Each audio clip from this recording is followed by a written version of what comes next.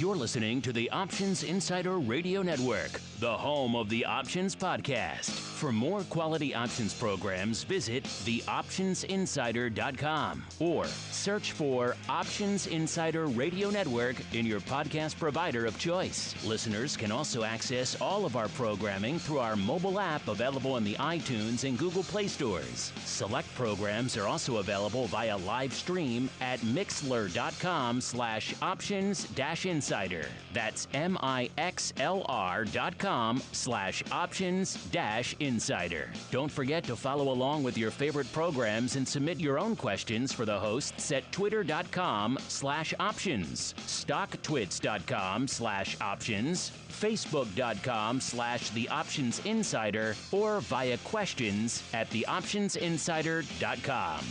The Options Insider Radio Network is sponsored by Fidelity Investments. Fidelity's Option Trade Builder tool can help you confidently build an options trade in 3 simple steps. Just choose a strategy, select a contract, and then review the benefits and risks of the trade. Learn more about Option Trade Builder at fidelity.com/options. Options trading entails significant risk and is not appropriate for all investors. Certain complex option strategies carry additional risk. Before trading options, contact Fidelity Investments by calling 800-544-5115 to receive a copy of the characteristics and risks of standardized options. Fidelity Brokerage Services, LLC, member NYSE SIPC.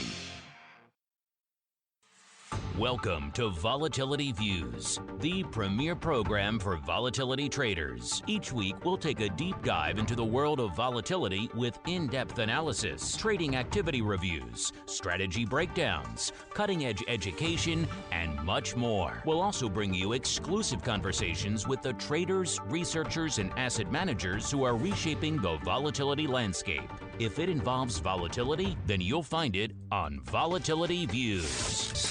And now, it's time to take a deep dive into the world of volatility.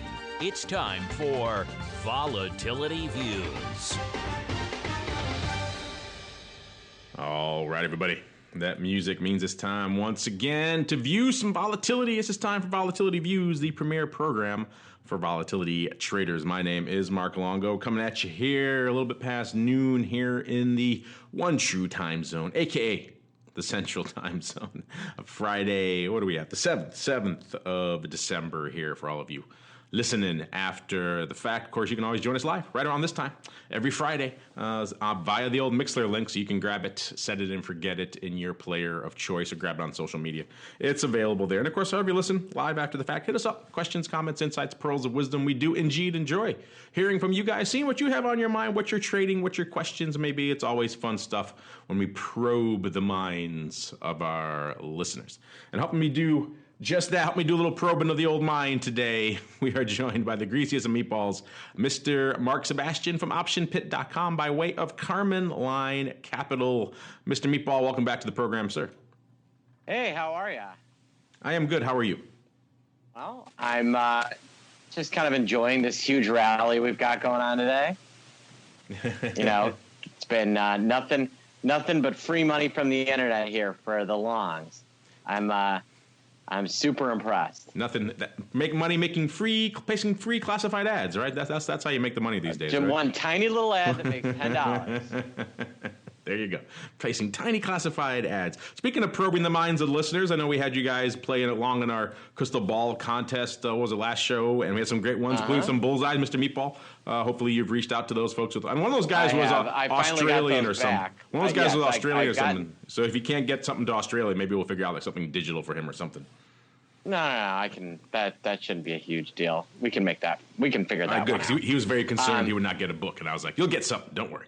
Yeah, no. I mean, the only difference is I have to have it translated into Australian. It's got to say. It says so the title there is "G'day Options," right? Yeah, it's trading options for edge, eh? Throw some more VIX on the Barbie. Translation. Throw some more VIX on the Barbie. As we offend our entire Australian and Kiwi contingent in the audience, let's just keep on rolling right on into the Volatility Review.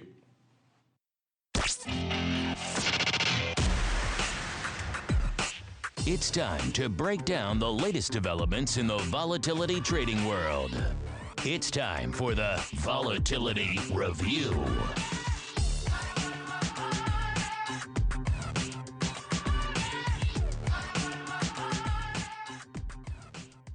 All right, everybody, welcome to the Vol Review, the portion of the show where we review some volatility, and we got some going on in today's marketplace. You know, we talked last week about the show about how things were. Everyone was watching the old meeting with Trump and China, see what was going on. Would they make peace? Would they slap each other in the face? Would there be sabers drawn? What would happen?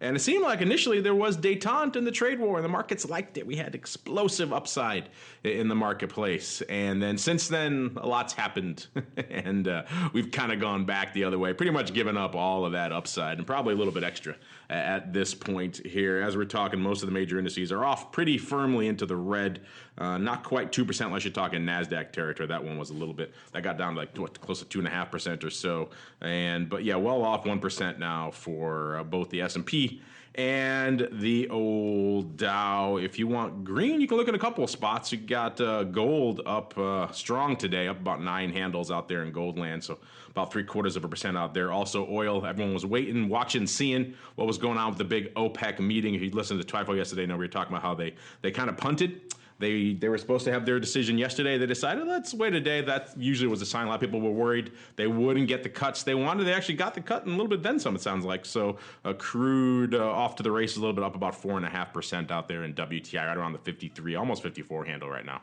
as we're talking up there. So crude coming in, of course, crude vol coming off quite a bit. We'll get to that in a little bit as well. And of course, our old friend, we talk about it once or twice here on the old program here, ye old VIX Cash, getting a bit of a lift, but maybe not quite as much of a lift as you thought. We talked about this with the rock lops yesterday and option block, how for all the Sturm and Drang in the marketplace yesterday, and it kind of is the case again today, we weren't seeing a commensurate move from VIX. I think you can kind of say that again today. Right now, at least in the cash land, we're looking at about 1 3/4 handle point, so a little bit shy of the 23 handle out there in VIX Cash land as we're talking right now. Mr. Meatball, you have that same opinion? You think for all this kind of noise we're seeing out there, we're not seeing as much of a commensurate move in VIX land as you might be looking for? Yeah, I have to say I've been surprised. I was expecting a much bigger move. Yesterday, they kind of ignored everything. Today, they're kind of doing the same. They don't seem that interested in buying a bunch of protection. VIX futures moving a little bit more. December catching, we're close enough to expiration. December starting to get a little bit of a lift here, but nothing insane. And I have to say I'm a little surprised, but not incredibly surprised. I think, we've, as Andrew would like to call it, we've got some fatigue of volatility that is maybe affecting things a little bit. And you have, in addition to that, I think, a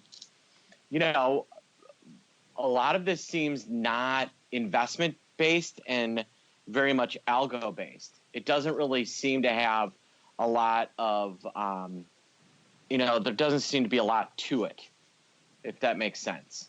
No, it's funny. We talk about it here on the show a lot, and you kind of just mentioned it there. I always joke about the end of the day, you can't really escape basic math when you're talking about volatility. If realized vol is X and the S&P is moving Y, you kind of have to have some level of volatility in there. But you're right, there is, once you get beyond that basic math level, there's so much more that goes into it. We talked about many times the various contextual levels of volatility, what's going on with skew, slope, features, all these other things. And also, like you mentioned too, is that psychological aspect too, where if we've seen it 2, 3, 4 sessions in a row now, by the time the third or the fourth rolls around, the shocks are nowhere near as shocking as they were on that first time. So there's all these different aspects that are probably contributing to why we're a little bit muted these days in VIX land out here. Aside from that, Mr. Meatball, what else was catching your eye out here this week, aside from the muted nature of VIX moves? I mean, some of the big tech names are getting piled on. It's amazing how many people are willing to downgrade Apple after it's already had such a bad go of it, and how little of that there was beforehand, Takes a courageous man to downgrade Apple when it's a $1 trillion company and all is right with the world, right? Yes, that is a thing. You also have, some volatility out of crude oil. I think, is creating some interesting spots here. And then you've got general NDX vols move. How about the Russell 2000? I know we don't talk about it as much, but that is people keep saying, oh, S&P death cross, S&P death cross.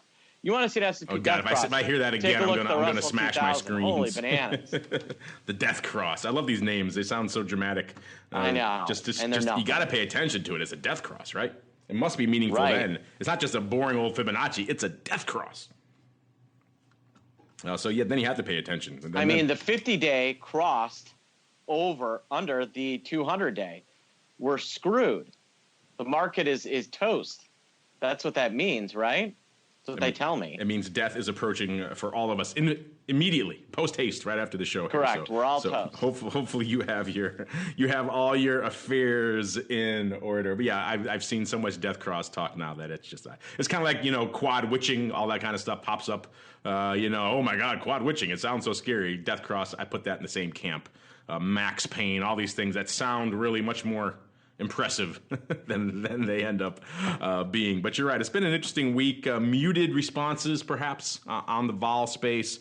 We did see VIX Cash threaten the 26 handle up there, about 25 and change earlier this week. Like I said today, a little bit shy of the 23 handle right now. Our old friend VVIX still elevated. Let's see. I'll pull it up to see how high we got intra-week here for VVIX. Right now, we're at about a 97, which is about 3 points higher than last show. So slightly higher than last show, but not a heck of a lot to really write home. We got as high as about 104, a little bit over 104 yesterday on Thursday. So that was about the height of VVIX. So all this rocking and rolling VVIX didn't move as much. It was already kind of elevated to begin with. So again, another reason why that one was kind of muted. When you're hovering around the 100 level, that there's an expectation of some volatility there, and we kind of delivered, at least for this week. Mr. Meatball kind of touched about the futures as well. We have actually a good listener question that touches on this, I think, a little bit later as well. Slightly backward out there right now. We're seeing with the cash still leading the dance.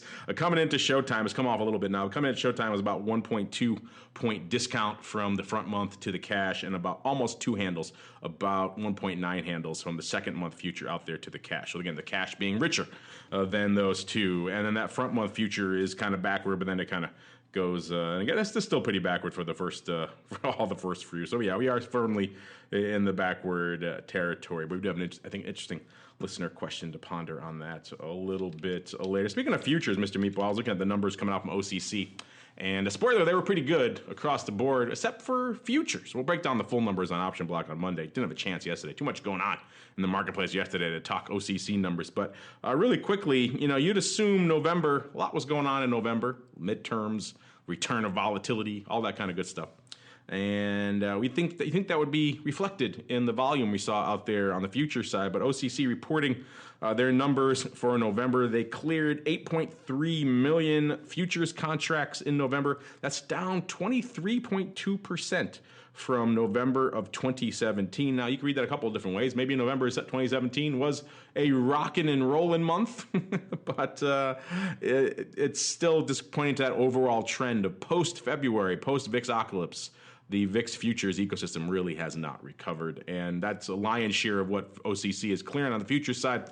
Our VIX futures year-to-date ADV is 419,000 contracts. That's down nearly 25% from this time last year. So, Mr. Meatball, seems like the infrastructure still hasn't recovered. Nothing else really churning and burning the futures. Because even in a tumultuous month this year like November, it still is off nearly 25% from where it was this time last year, sir. Yeah, we had a kind of a busy year last year. You just got to remember, there is no longer XIV. There's less interest in VXX. There's a lot of stuff that is saying, sorry, you're not going to have a lot of volume. I mean, you're missing half the liquidity.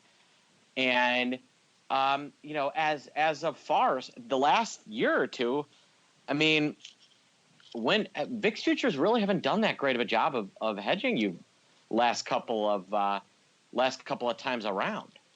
Yeah, the last few pops, I guess, to what we're saying too, the muted aspect of it, right? If it's going to give you a muted response then you're right. Your desire you're for going to have muted trading. Exactly, you're going to have muted trading. Maybe I gave them a hard time in the FT, and they said a few months ago that no one wants to get long VIX futures. But maybe there's a little more to that than I initially ascribed when they are kind of underperforming a little bit. But still, you're right. The lion's share is the kind of death of XIV and all those other products that were kind of rebalancing every day, right? And they were out there just churning and burning futures all day long. And now those are gone, and we've yet to find something else that can replicate that amount of volume out there. Speaking of volume, let's move on over to the mothership, the big VIX options, see what's been lighting it up here this weekend. They have indeed been lighting it up this week, as you might expect. ADV up strong, up over 10% this week, up nearly 50,000 contracts. We're up to now about, just a hair under 600,000. So that ADV slowly crawling its way back up. You know, gets down pretty low there this time of year. Usually, and in summertime it always gets pretty low. But usually it's up north of that 600K level, 660, somewhere in that range. We're still light of that, but these last week of volume has really lit it up pretty firmly. In terms of the top VIX positions, the big outstanding size VIX position, what people actually have on out there in VIX land, hot VIX strikes, call it what you will.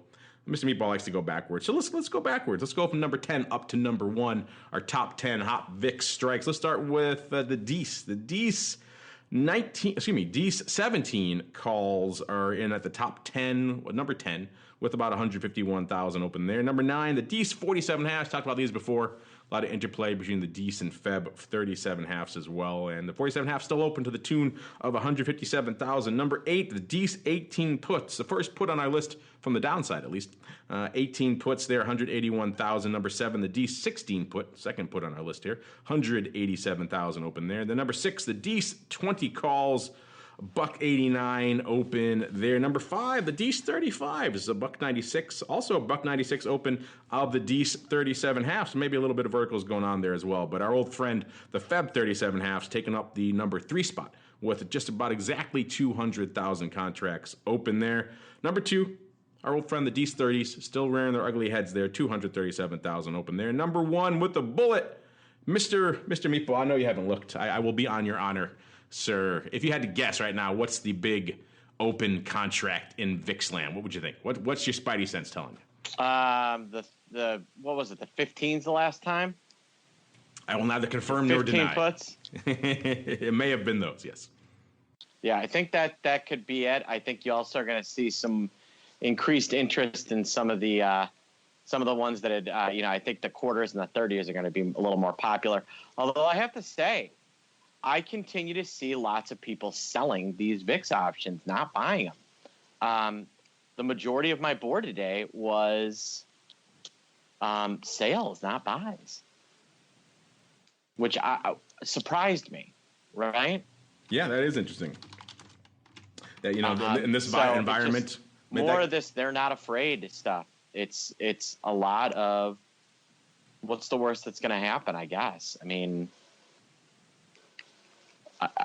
I don't quite get it myself. I think that there's lots of reasons to hedge, but the general marketplace does not appear to agree with me. Maybe that gets back to that muted response again. They're like, this thing's kind of already seen its big move, or we can comfortably sell within this range, and certainly the paper reflecting that. Let's look at what's been lighting it up out there today. The big trade on the docket are the Feb 17 puts going out to Feb here. 10,000 of those bad boys hitting the tape for a little bit over $1, 1.02 cents really out there. Let's see these guys. It looks like paper again. What you're talking about before, Mr. Meatball. Paper looks like paper selling those bad boys 10,000 times. There's OI there, so you can't tell that's opening, obviously. Also, the DEIS 30 calls going up about 4,000 times today for a nice dime. That's bid wise, not quite on the bid, but bid biased, shall we say. There's no bid reflected out there right now. Someone found a dime bid and they hit it 4,000 times today. So maybe someone deciding. These are December 12th, by the way. These are the weeklies. Someone deciding maybe to get the heck out of Dodge. They found a bid for a dime. They're getting out of it, especially after today's move, maybe a little bit muted up there. Also seeing yesterday was, of course, the big day. And we saw a lot of upside action, as you might expect, in a big upside move day in VIX land. These 40s were the big print on the board yesterday. 42,800 of these bad boys going up for 14 cents. Bias towards the bid, not quite mid-market. Looks like maybe someone, we're not opening, so maybe someone deciding to find a bid in that environment and take some more. Maybe there's a bit of a theme there, taking some of that off the table there as well. They were a little bit hopeful, a little bit optimistic. Maybe the 40 strike, a bridge too far. They found a bid better than a dime. They took it 42,800 times. Also saw the Jan 32 halves going up for over about 56 cents. That's 37,700 of those bad boys going up to thus pretty much a penny off the bid. So it looks like paper crushing those as well. So again, maybe a lot of people had loaded up on some upside there and deciding discretion to be the better part of valor and closing it out. We also did see, let's see here, these opening, these actually are the regular Jan. Those are the Jan. Yeah, these are the Jan, what are these? Yeah, Jan 35. So these were actually, that was 32 halves. Those were, there's some OI there, but opening on the 35s, we did see that go up yesterday for pretty decent size as well. 32,300 times. What are they doing here? They do those for 47.5 cents, so close to the offer. So maybe a bit of a vertical, 35, 32 half, even though that would be quite tight. 35, let's see, what was that? 32,000 of those bad boys. Did also see, looks like maybe a bit of a roll. So a lot of paper in the Jan upside yesterday. Dees Jan vertical going up 37,600 times as well. The Dees 37 halves going up for 9 cents, and then the Jans going up for 31 cents actually through the offer. So it looks like paper maybe. We know there was some size OI on the 37 half strike and Dees, maybe deciding maybe they're not done yet. Maybe they're deciding to keep that hope alive for another month here, rolling out to the 35 strike in Jan. So it's not all selling all the time. People also gobbling up some upside. One of my favorite prints I saw this week, though, Mr. Meatball, maybe you saw this one as well. Looks like someone opening a size vertical yesterday in March in VIX Options land. It was the 47 half 70 vertical. Yes, you heard me right, 70. 26,700 times.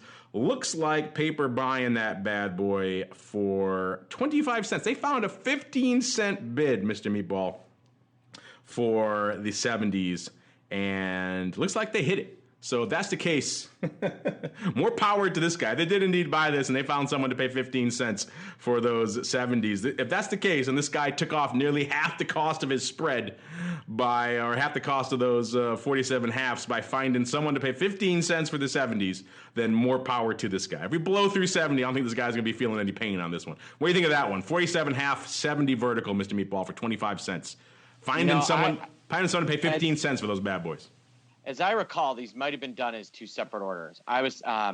But it probably was the same customer, but I think he actually did it separately, kind of picking his spots. It's listed as spread here on my tape, but that would make the execution make a little bit more sense. Maybe he worked those 70s a little bit. So yeah, you got to shop around someone to pay 15 cents for those bad boys. I think that's what happened because, as I recall, it was not he did not. It was not like some done deal. Done deal. Someone out there buying these bad boys. Where it was free money from the internet. He had to work at it. It's not the internet. It's classified ads, small classified ads, and he made 15 cents in this case on those calls. You gotta if you're gonna do that vertical, finding someone to pay for that upper leg makes it a lot less painful, doesn't it? Yes, that's true. But I think he timed it pretty well. I could be wrong. Maybe this was done as a spread, but I want to say I'm almost certain it was done as two trades. Well, then my machine is lying to me and calls it a spread. But I'll take your word. Well, you never know. I mean, it could have been put in as a spread. Yeah, it could have been put in, but it was separately. executed separately. That would make more sense for this, especially for this upper leg. I like this guy. He's financing almost half of his trade. That's a nice move. Yeah, good. More power to him. 30 off a 22 handle vertical. And getting someone to pay for that upside. That's good business, sir. See, you do a little bit of aggressive shopping over there at Carmen Line. You too, sir, can unload all of your upside for attractive prices. Sound like a plan? Indeed, we can. Aside from that vertical, what was catching your eye VIX options wise this week, sir, in terms of volume? Any interesting prints or trades going across your tape that really resonated with you, sir, this week? Like I said, most of what I seen was buyers, which, surprises me. You wouldn't have expected that out of this market, or not buyers, sellers, which just is counterintuitive of the way everything has worked out, of late, right? I don't know. I'm not sure why things are trading the way they are, but it seems like on these pops, nobody believes them and they all want to sell them. So I don't know. You figure it out. I have no idea. Well, if you want to sell them, then a lot of you like to go and you want to fade to the dark side of volatility. A lot of you like to use VXX to do just that. And right now, VXX is threatening that 40 handle again. Looks like it broke through it intraday. I got to 40 and a quarter not too long ago here. So yeah, it was threatening that 30 handle, now threatening through that 40 handle again. So we're about 4 points higher than where we were this time last week. So VXX is feeling in the upside love, even if nothing else out there is. In terms of what's lighting it up out there, the big hot spots, the Jan put strip is still active. In the middle of that, though, are some much narrower term puts, the DEES 30 puts. It's about 72,000 open to those bad boys. So those are probably not liking this week's activity. Those guys are probably cursing themselves a little bit of tariff man right now, as well as the arresting of the Huawei executive and everything else that's drummed up volatility this week. 72,000 of those bad boys. They were really happy as we were threatening that 30 handle to the downside. Now that we're nearly 10 handles away from it, probably not so much. DEES 27 and 28 puts also size open there. 56,000 on each of those strikes. Again, maybe a bit of a vertical. Either way, though, they need this thing to obviously get in reverse gear and do it forthwith, post haste. Let's see here. Jan 20 puts also size open there. Let's see. 33 calls. That's the first. Jan 33 calls are the first and only calls here in the top 10 right now in VXX land. 53,000 of those bad boys. So those are actually looking quite nice right now. So our friend here, not everyone's cursing the old tariff man. See, everyone writes in saying, why would you buy a VXS call? Maybe for a scenario like this. That one at least working out. Everything else in the top 10, 9 out of the top 10 out here are DEES and Jan puts. Just got one call up there in VXX land. In terms of big prints going up today, the big print right now in VXX are the DEES 70s. 7,000. It's not 70. 7,000 of those going up for 6 cents. Paper lifting the offer on those bad boys. There is some OI there. There's about 10,000 I think going into today's trade. We saw about 3,500 of them trading yesterday. 7,000 more going up today. So it looks like someone probably closing out that 10,000 OI up there. So yeah, those DEES 70s. Bit of a bridge too far, maybe several bridges too far. 70, we never really quite threatened that level. So someone deciding, hey, I can get a 6 cent bid for these bad boys, maybe. But it gets on the offer, though. So if there are opening these, then that would be strange, especially given yesterday and today's numbers. Looks like they are probably closing. They probably maybe found a sympathetic broker to take off some of these bad boys. With these things printed earlier this year, back in October 25th, we saw about 3,000 trade when they were trading about $1.05. That's when VXX was 37.87, so a little bit shy of where it is right now. So they traded much richer. Back in May, we saw 1,600 of them trade as well for $3. So these things obviously were probably put on for much higher levels. Maybe they're taking a nice beneficent look to them and letting them close them out for 6 cents rather than on the bid for 4. Also yesterday, again, the big day out here in volatility land, we saw 20,000. The big print in VXX was 20,000 of looks like the weeklies, either Jan 11th,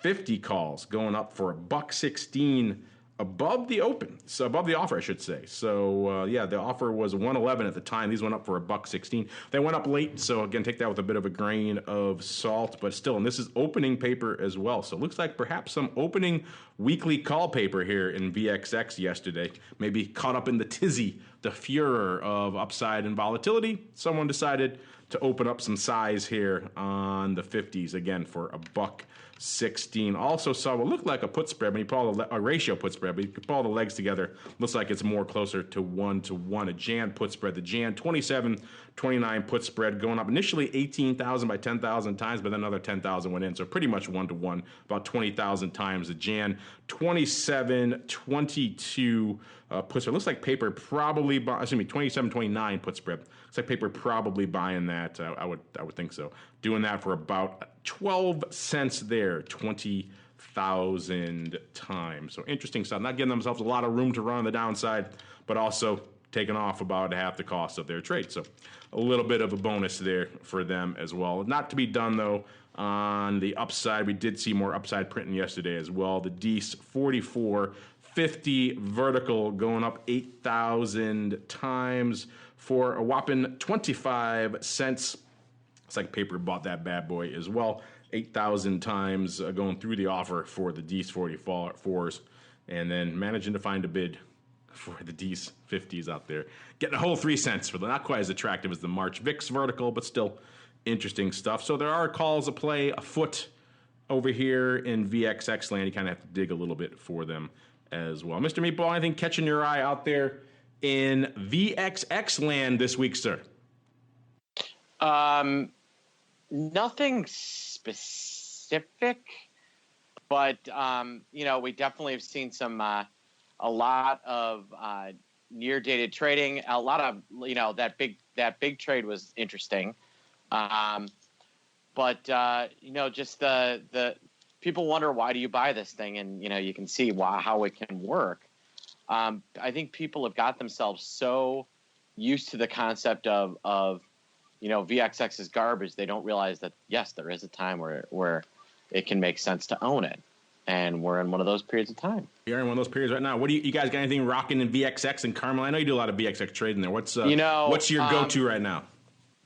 We did do a trade in VXX, but it's a little different than a lot of probably what most people would be used to seeing. We've got that kind of versus a VIX program itself. So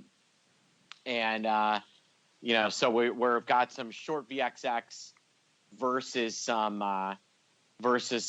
kind of VIX call flies and a few other things. And then in our kind of broad cap fund, we're long VXX and VXX call spreads for size. We're using VXX for what it's actually meant for, and that is to create a hedge. So that is what we have been up to in our two funds. What fun is it actually using things in the appropriate fashion? That's no fun. I know. You got to just fade, baby, but fade all day. No, I mean, we're long a combination of call spreads and VXX itself from about call it $36 against our S&P position. So not too much to complain about here. There are definitely worse things, like SVXY. I'm just kidding. None of some of you out there still like yourselves some SVXY. Me, not so much. Once it got neutered, kind of fell off my radar. It's fallen off a bit today, off about 3%, or about almost 1.5 handles, right around 46.22. There you go. For all of you out there who complain we don't talk SVXY, there you go. We just talked about it. That's about all you're going to get out of it. Not a lot, really, on our collective radars over there in VXX land. Let's touch really quickly. Earnings haven't really been the big driver this week. It's been more macro, but there are some earnings popping off after the bell and throughout the week. This week, again, you go on to theoptionsinsider.com, click on the earnings and move reports, or just type ORATS into the search bar, ORATS. All those reports will come up. The pre-reports with the predictions, and all the data, the post-reports with how things played out. So if you trade in earnings, you like to just pay attention to these bad boys, then they got the data there for you. A bunch of names popping off this week. Five Below, taking it on the chin. Not much love for the premium dollar store category. I guess this week they were selling off pretty hard earlier this week. Let's see how they're doing today. I'm guessing probably a similar move for Five. And why am I getting so? Well, the time this show always gets the slow. Here we go. Five Below, 96.15 today, off another 5 handles and change, 5.5%. So it has not been a good run here for Five Below. That earlier this week they had earnings on the 5th after the bell. They closed at 104.5. Then pricing in about nearly $8. Actually, yeah, about $7.5. So they were pricing in straddle wise. They delivered almost exactly that, $7.85. At least in the initial blush. This is all in the initial blush right after earnings. Obviously, since then, the stock has sold off quite a bit. So it's been an interesting move. Actually kind of rallied back. It looks like they rallied back a little bit again yesterday after when everything else did. Now they're selling off again today. So you actually had a lot of opportunities on both sides to scalp and hedge that gamma if you had some positions on over there in 5 below. Let's see, what else do we have on the list? Again, you can find this all at theoptionsinsider.com. Marvell, not Marvel Comics, but Marvell Technology, off. They're trading today about 15.5, off about 62 cents. Earlier this week, they had earnings on the 4th after the bell.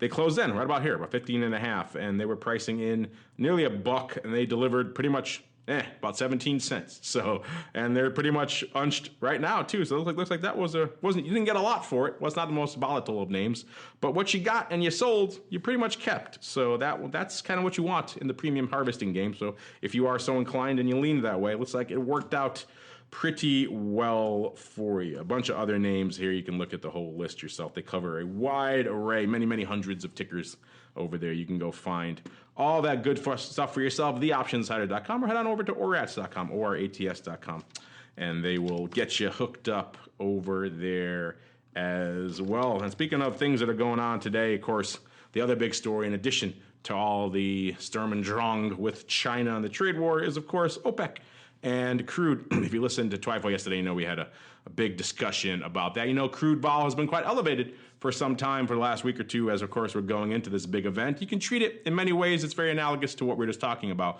the earnings trades and the earnings event risk. OPEC meeting, same type of thing. At the end of the day, event risk is event risk in an options product. What we're seeing today, we're seeing crude up hard, up about 2.25 handles, about 4.3%, 53 3/4 out there in WTI land. But of course, the vol coming off hard, off over 10 handles out there in OIV, which is the VIX of WTI. It's actually 15 points below where it was this time last week. So we were hovering about a 55 last week. We're at about 40 right now in OIV, and probably more downside to come out there once all this gets shaken out in the vol space, at least. If you've been paying attention to the show or Twifo, you know OIV has been hovering in the high 20s for quite a better part of this year. So there's a lot of room to the downside if it does indeed have this kind of room or a movement going on out there in crude land. And now that the big event is behind us, not a lot to keep the crude vol at these elevated levels. So perhaps look out below if you're holding some premium. But again, you're getting underlying movement right now. So vol's coming off, but you're getting the underlying movement to back it up. So as my buddy Nick would say on Twifo, it's paying the rent right now if you're scalping aggressively. But you got to be aggressive today because that vol's coming in pretty hard. Also out there to gold vol, a.k.a. GVZ, a.k.a. the VIX of gold. And we're seeing it pretty much, gold is up hard this week, so we have seen a little bit of a lift to gold vol, but not huge. It's close to unch. It's up maybe about 1/3 of a handle right now in the good old GVZ right now. So it was about 1160 this time last week, about 1190 right now. So it's not a huge pop. We're moving into the upside. So the skew is bid to the calls in gold options and in things like GLD. So you're going to see a little bit of an increase as we continue to move up there. But for the time being now, it's not huge on the gold vol, which is kind of the story of gold vol all year, right? It gets a little bit of a bid, and that's kind of about it. It's been kind of anemic for the better part of the year. So that's something gold traders have been pretty much accustomed to for some time. Mr. Meatball, any commodity vol really catching your eye out there? Or maybe perhaps, I know you like the rates. There was some worry about the curve inverting over there. Anything catching your eye in rates land this week? Yeah, I'm continue to be surprised that these rate vols have not moved. TLT vols up some. They've got VX TLT. That's up a little bit. But we've not seen it. I've been shocked how little those have really moved relative to kind of the way VIX itself moves. I mean, VIX and VXN have been way crazier than VX TLT or TY VIX.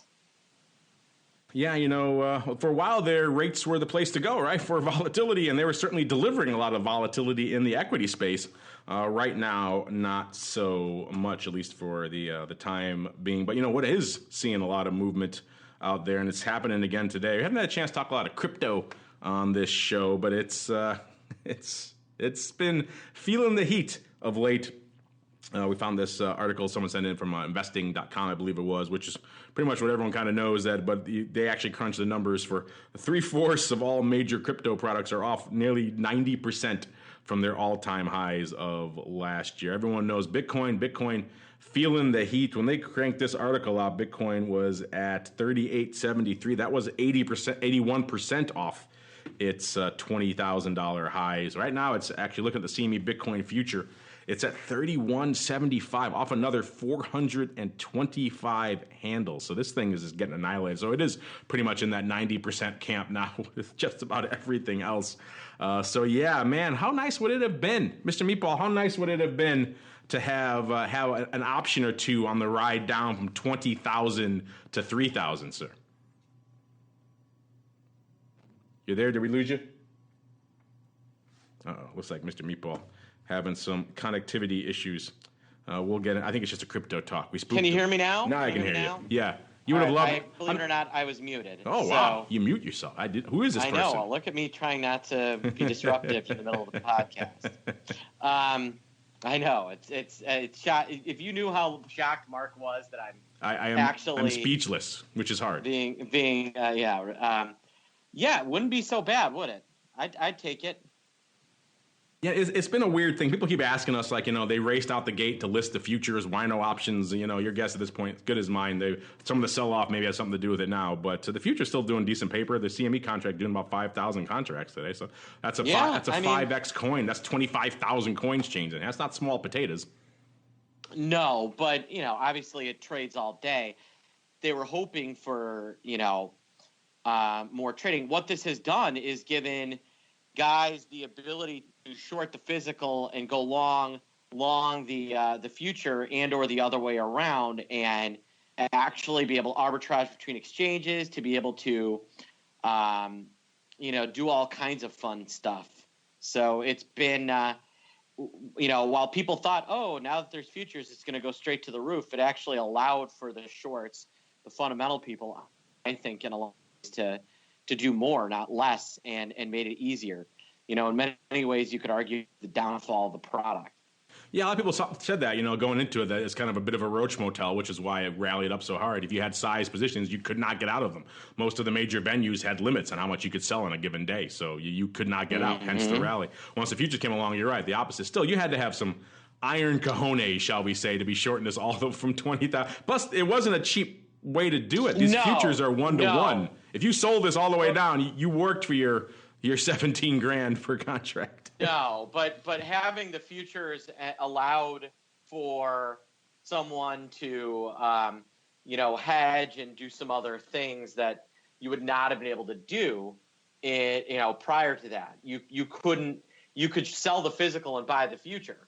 And and you're saying, well, I'm sure that sounds like arbitrage. Well, with how disjointed everything was, or sell the future and buy the physical, there was a lot of different ways of setting up trades that would allow you to get net short and still have relatively limited risk. The ability to go in and get futures while staying short the physical, right? You don't have to deliver until the very end of the cycle, and even then you can roll.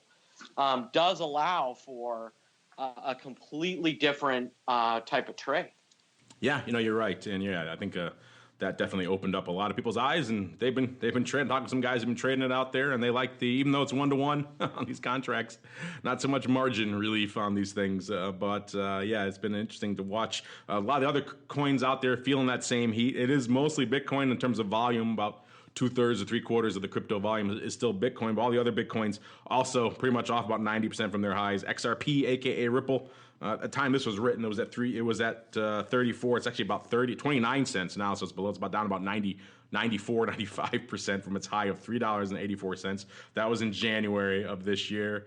What else we got here? Ethereum was at 104.1. That was down 93% from its all-time high of 1,431, and that was probably back December, January timeframe as well. So it's not just Bitcoin; they're all feeling the heat.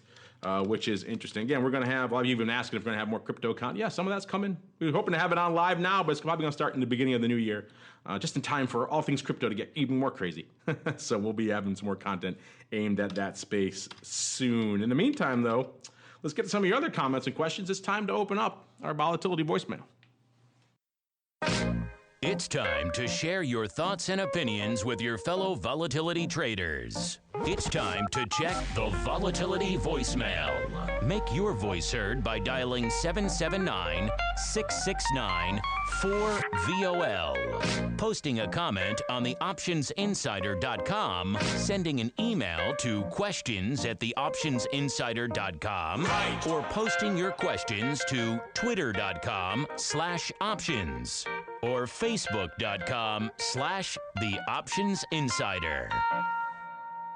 All right, everybody, welcome to the voicemail, the portion where you guys take the reins, questions, comments, insights, pearls of wisdom, all of that good stuff. Let's see what we got here. DaNincompoop. Don't be so hard on yourself. I'm sure you're a very bright individual.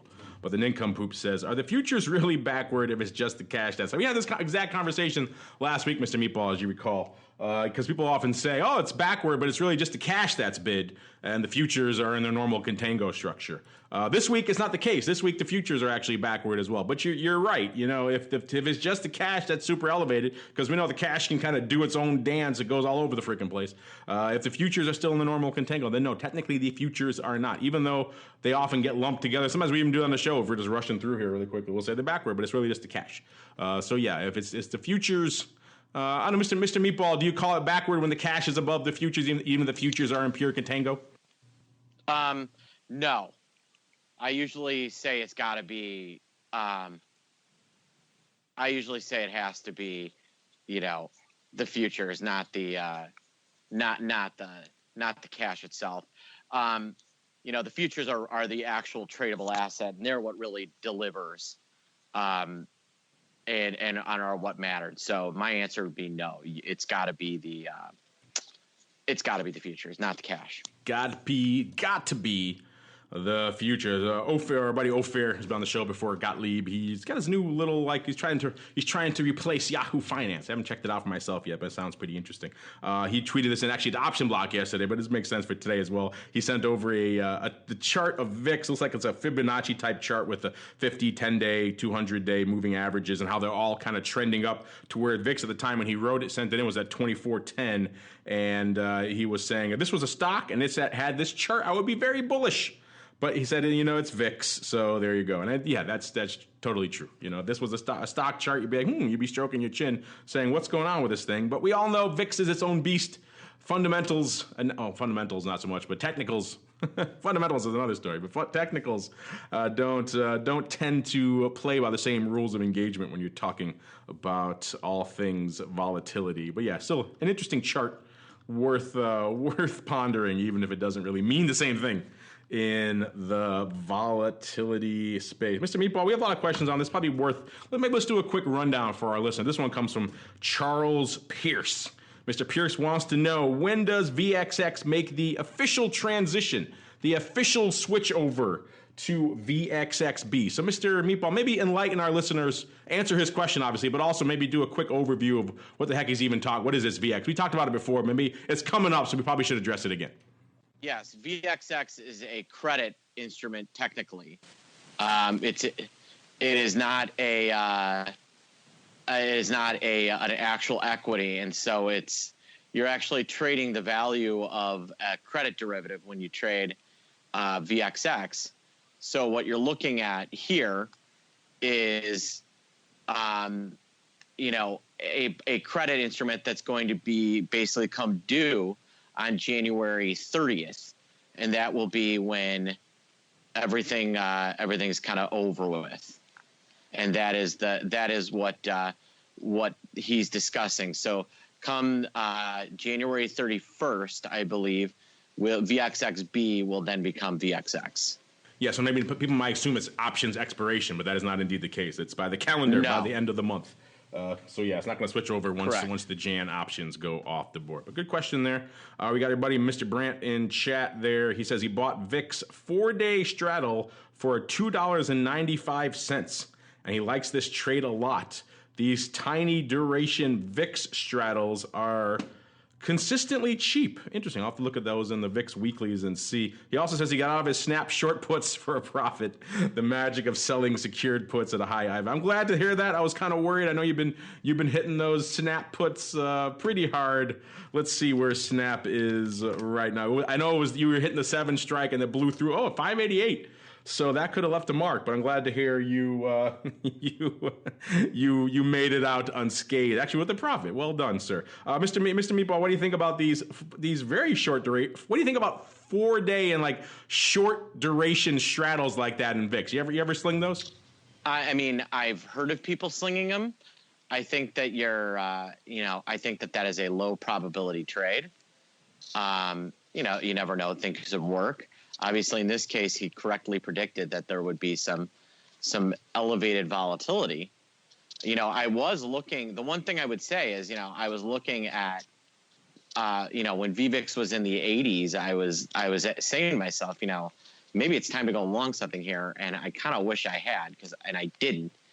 And it just goes to show that while volatility is mean reverting, and the vol is also mean reverting. So if you have the opportunity to take advantage of low VIX vol, don't be afraid. There's nothing wrong with it. What you're saying, that if I'm reading between the lines, is we need VVIX options. That's what you're saying. No, but VVIX, if you're not following VVIX and you're trading VIX options, then you are doing it extremely wrong. That would be kind of cool, though. VVIX options. How obscure would that be? That'd be amazing. Options on the volatility. That would be great. Talk about mean reverting. VVIX is the mother of all of that out there. All right, let's see. We can do one more here. Let's go to Elanc.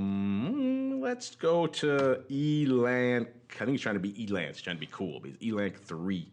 He said, "What's the over under on when we'll see the next crop of new inverse volatility ETFs?"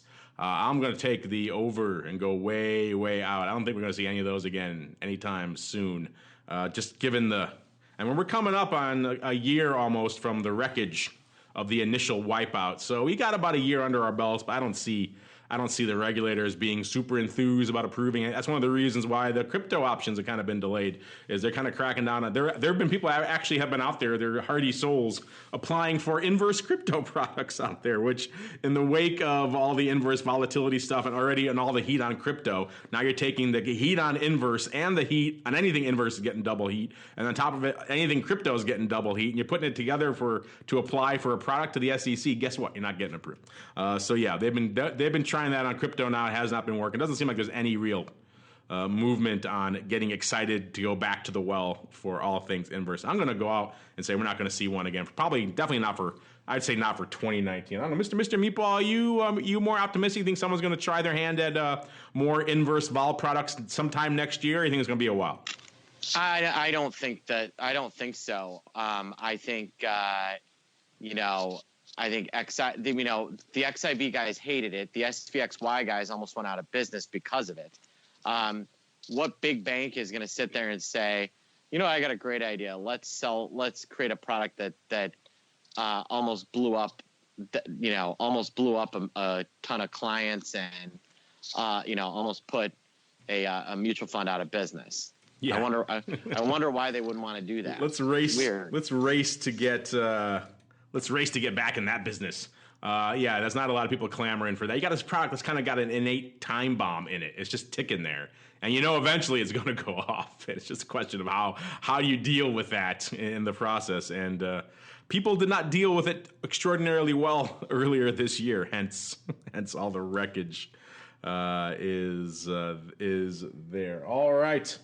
We got to keep on rolling into our final segment. Some may say the most difficult segment of all. It is time for the crystal ball.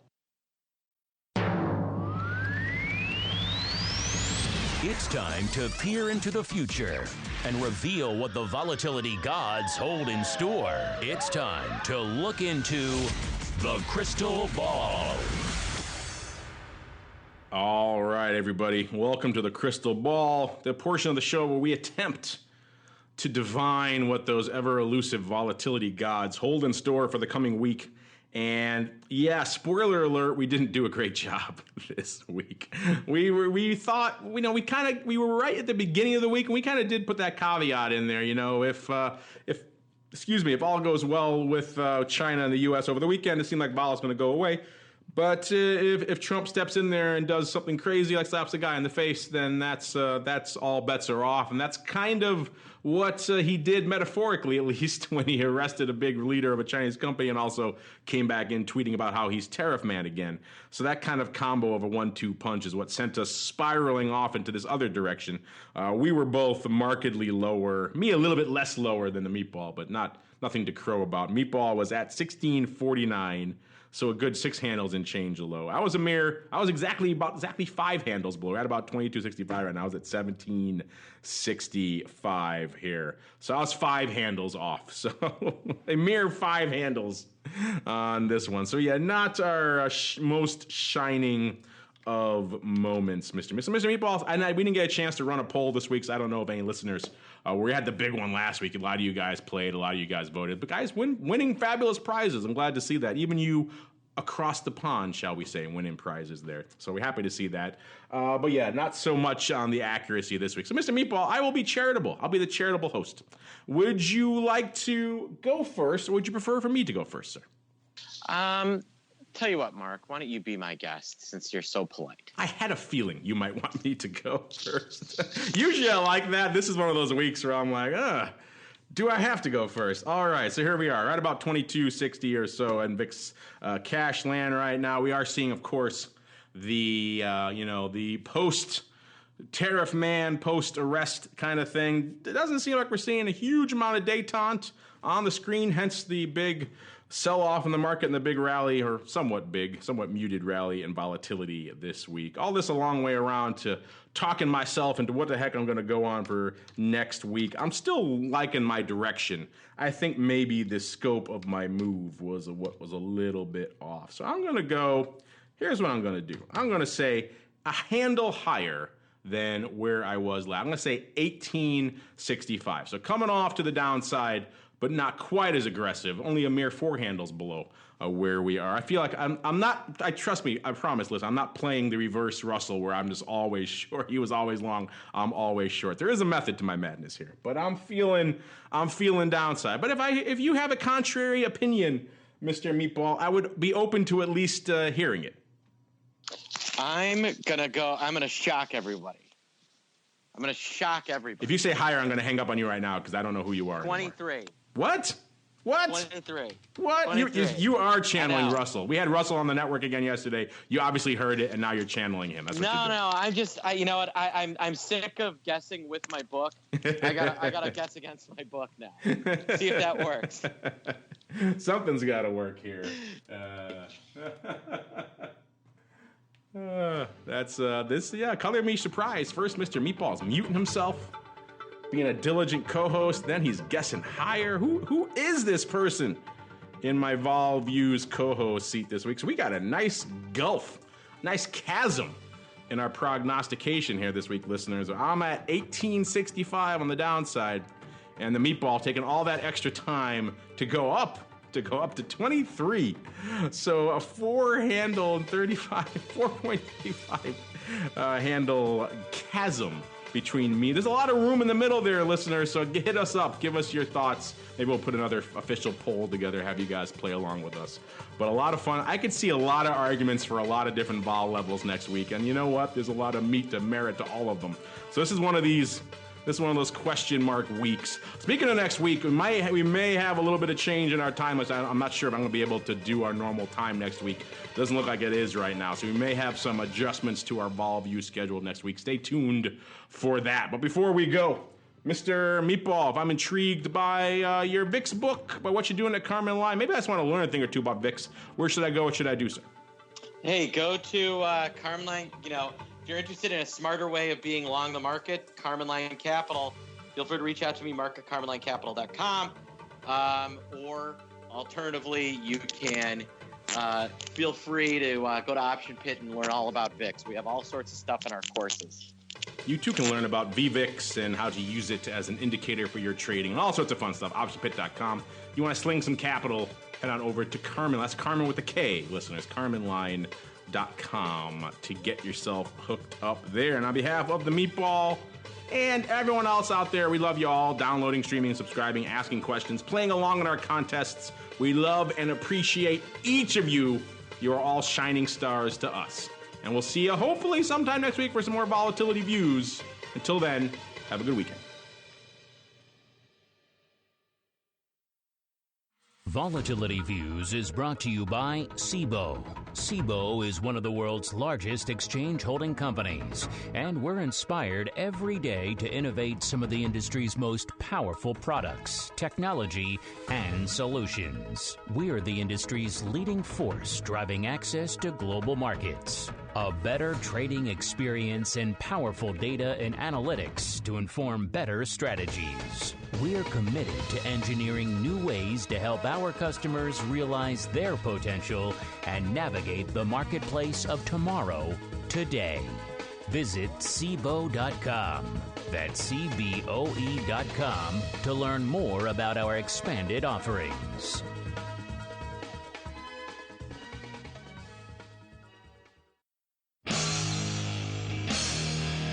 The preceding program was a production of the Options Insider Radio Network. For more quality options programs, visit www.theoptionsinsider.com or search for Options Insider Radio Network in your podcast provider of choice. Listeners can also access all of our programming through our mobile app, available in iTunes and on Google Play.